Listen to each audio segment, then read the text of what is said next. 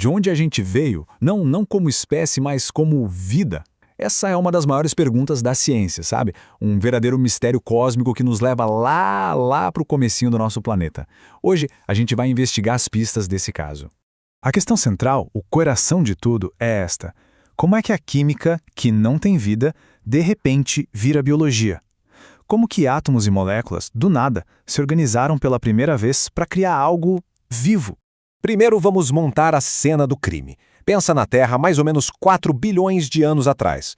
O nome da época era Éon Adeano. E olha, não era um lugar legal. Era um mundo caótico, bombardeado por asteroides o tempo todo, com oceanos fervendo e uma atmosfera sem nada de oxigênio. É nesse cenário maluco que a vida, de alguma forma, deu um jeito de aparecer. Ok, vamos abrir o arquivo do nosso primeiro suspeito. É a teoria mais clássica, aquela que muita gente já ouviu falar. A ideia da sopa primordial. Essa hipótese surgiu lá nos anos 20 com Alexander Oparin e J.B.S. Haldane. A ideia deles é que a vida começou a partir de moléculas bem simples, inorgânicas. Elas teriam se juntado nos oceanos primitivos, formando um tipo de caldo, uma sopa mesmo. E a energia para fazer tudo isso acontecer viria dos raios das tempestades e da radiação ultravioleta super forte do Sol. E quais seriam os ingredientes dessa receita cósmica? Bom, segundo eles, a atmosfera da Terra primitiva era cheia de metano, amônia, hidrogênio e vapor d'água. Uma mistura bem diferente da que a gente respira hoje, mas que, na teoria, tinha tudo o que era preciso para começar. Certo, a teoria é boa no papel, mas será que os tijolinhos básicos da vida poderiam mesmo se formar desse jeito? A ciência precisava de uma prova, de um experimento que mostrasse se isso era possível ou não.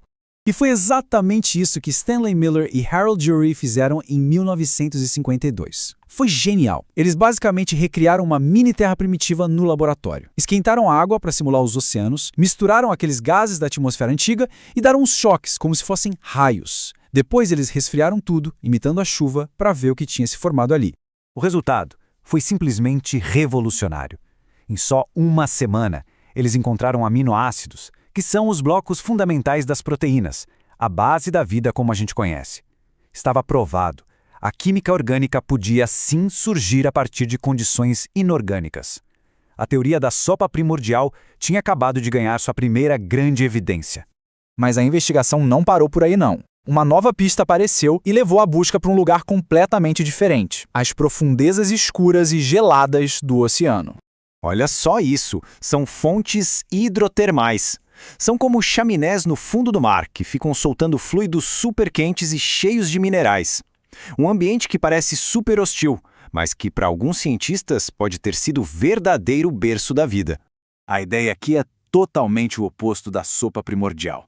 E se a vida não começou num caldo gigante, meio diluído e dependendo da sorte, mas sim numa espécie de fábrica super concentrada e cheia de energia, como essas fontes termais? Vamos colocar os dois suspeitos lado a lado para comparar.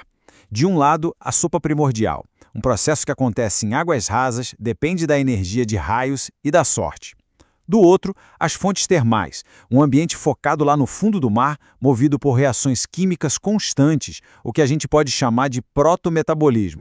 E o mecanismo é fascinante. A água quente e alcalina que sai da fonte se encontra com a água fria e ácida do oceano. Essa diferença cria uma voltagem, tipo uma bateria natural. E essa energia é usada pelos minerais nas paredes da fonte para transformar dióxido de carbono em moléculas orgânicas. É um processo focado, contínuo, não aleatório.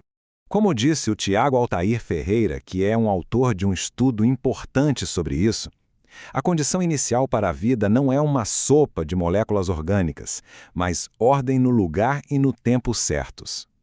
Essa frase resume perfeitamente a diferença. A gente sai do acaso e vai para a ordem. Bom, já temos dois suspeitos terrestres. Mas e se a resposta não estiver na Terra? Vamos dar uma olhada agora no nosso suspeito mais exótico, o nosso Coringa. A ideia de que a vida, na verdade, veio do espaço.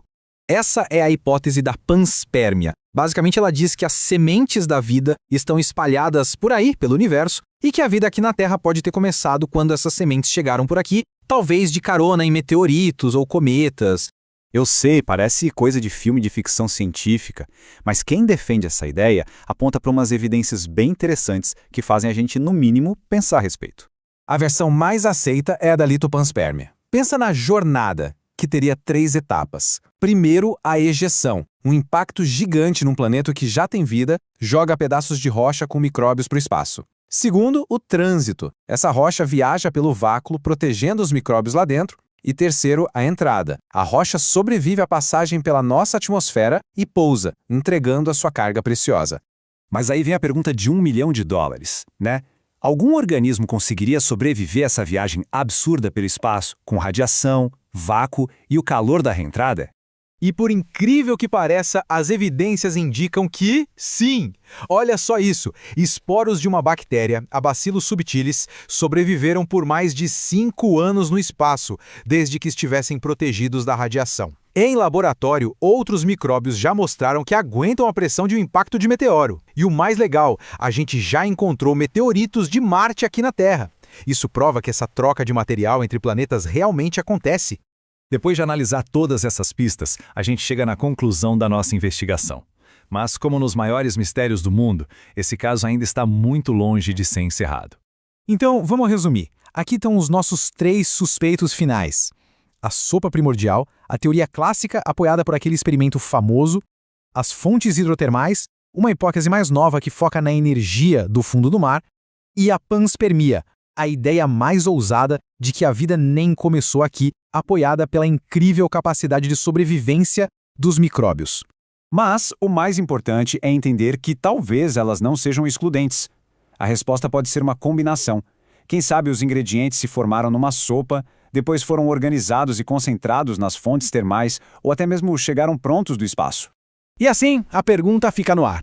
A primeira faísca da vida foi um raio, uma reação química nas profundezas do oceano ou um visitante que veio das estrelas? Por enquanto, o caso continua aberto. E essa busca pela nossa própria origem continua sendo uma das maiores e mais fascinantes aventuras da ciência.